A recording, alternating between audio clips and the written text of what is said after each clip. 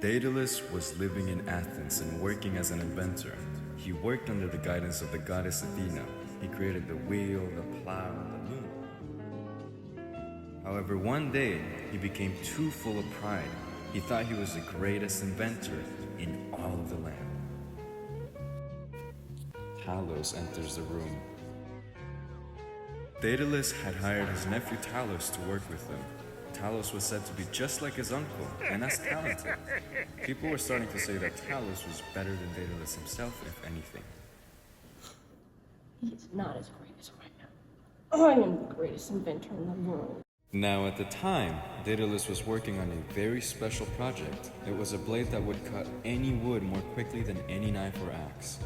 He tried everything, but couldn't seem to find the perfect blade. I'm stumped. Nothing works. I just want to make the greatest blade that the world has ever seen. Now, one morning, Daedalus showed up to work, but his nephew Talos was already there to his surprise. Look how cool. I made this. Don't you think Athena would love it? Oh! Why are you looking at me like that? No, it's wonderful. In fact, I think it's so good, we should take you up to Athena's temple so that we could get you rewarded properly for such a good job that you did. Daedalus decided to take his nephew Talos up to the temple of Athena. Now, as they were walking, and speaking of the goddess herself, Daedalus had something a little bit more vicious in mind. Bad thoughts coming in, he pushed Talos off the mountain. The boy went tumbling down the hill and was about to hit the rocks below, but Athena heard his prayers and turned him into a bird that flew. So Daedalus took the blade made of the spine of a fish and went to the island of Crete. He went straight to the ruler of the kingdom, King Minos. Daedalus showed the invention to the king. What a great invention. You are going to be my chief inventor. You can have any girl in the village you want. With a keen eye, Daedalus started looking for a girl, and out of all people, he found King Minos' wife, the queen. They enjoyed gossiping together. The queen did not believe in gods and goddesses, though. You're more talented than Hephaestus, and I'm more beautiful than Aphrodite herself. Whoa, don't say that, please. No, the gods are listening, like, all the time. She's gonna hear you, and she's gonna want to take her home, okay? You need to stop. I don't care. But it was too late. Aphrodite had already I heard. know what I'll do. I'm gonna send down a white bull to Earth. That'll teach King Minos. He loves white bulls. And for the queen, I have something else in mind. Oh my god, look at this perfect white bull. It has perfect black eyes, polished hooves, and a cute little pink nose. I need to show this to the entire kingdom. As soon as the queen saw the bull, she felt a strange rush of passion. Daedalus! You need to help me. You're the most clever guy in the world, and I'm trying not to fall in love with a bull. Daedalus did not want to disappoint the queen. He didn't know how to fix her problem, but he tried all he could. He created a wooden cow with real ivory horns and hooves, so hollow that the queen could hide herself inside. He put wheels on the hooves and springs in the wheels. That night the moon was rising, and the great white bull saw the form of a graceful cow gliding toward him over the meadow, mooing musically. Daedalus. Last night was great, but now I have a secret. Can you help me keep it?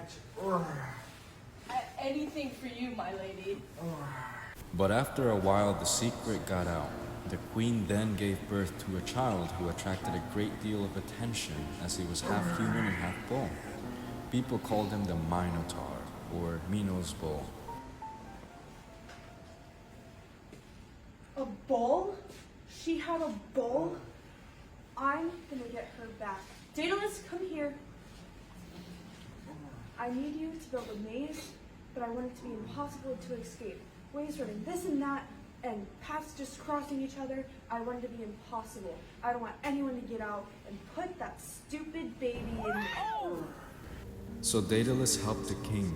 King Minos then imprisoned his wife in the maze with the Minotaur. He also put Daedalus in the maze because he wanted to make sure that Daedalus would never tell the way out. Oh, this maze is terrible. I can't find out where I'm going. And I hear the trees crying at night. And the only comfort that Daedalus had was that his son, Icarus, came to live with him. He chose to live in the maze because he loved and admired his father so much. Father, I am so sick of this maze. Can we please just go somewhere else? You think I don't want to get out of here? There's no way out of this maze. You created this maze. You should know how to find a way out. I can't. What if we made wings and just flew to somewhere where we've never been before? Fine, I can figure out something, but you're gonna need to give me a second. I have faith in you, Father. So Icarus caught a seagull and Daedalus studied the wings. He copied the structure of a bird's and he made 2 giant sets of wings for himself and his son. Here you go, son. We're gonna use these wings and we're gonna fly out of here. But make sure to not go too high or too low and follow very closely behind me. Okay, old man.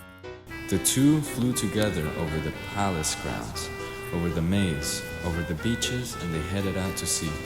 The people who looked up and saw them thought that they were 2 gods flying overhead. In just a few minutes, Crete, the Minotaur, and the maze were just a tiny dot to them. This is so much fun. I'm gonna be evil Story. Yes! I'm gonna go see if I can reflect the sun. What? Icarus! No! So Icarus, full of strength and joy, climbed up higher into the sky. In fact, he got so close to the sun that his wings started to melt. He felt his wings slowly drifting away from him. Then he started to fall and fall. He screamed and cried. His father heard the cries but was too late. Icarus fell into the sea and disappeared forever.